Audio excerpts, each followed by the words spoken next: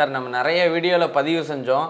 அதோட தாக்கமாக இருக்கிற மாதிரி ஒரு சம்பவம் நடந்தது. என்னென்னா ரீசெண்டாக வந்து காலாவதியான பொருளை வந்து விற்றாங்க அப்படின்னு சொல்லிட்டு ஒரு தேட்டரோட உரிமத்தையே வந்து ரத்து செஞ்சுட்டாங்க. இது மற்ற மக்கள்னாலேயும் இதே மாதிரி முன் வந்தால் முடியுங்களா சார்? கண்டிப்பாக முடியும்.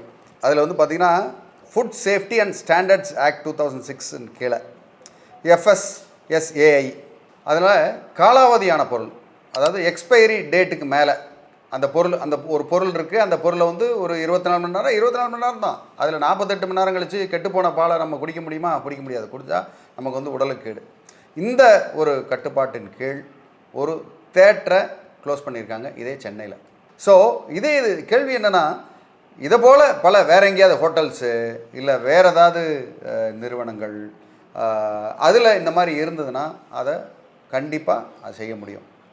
இந்த தகவல் வந்து நீங்கள் வந்து ஒரு கம்ப்ளைண்ட்டாக நீங்கள் போட்டிங்கன்னா விசாரணை நடத்துவாங்க. விசாரணை நடத்தி இந்த சம்மந்தப்பட்ட அதிகாரிகள் வந்து அந்த நிறுவனத்தை சீல் வைக்கிறதுக்கான வாய்ப்பு வந்து அதிகம்.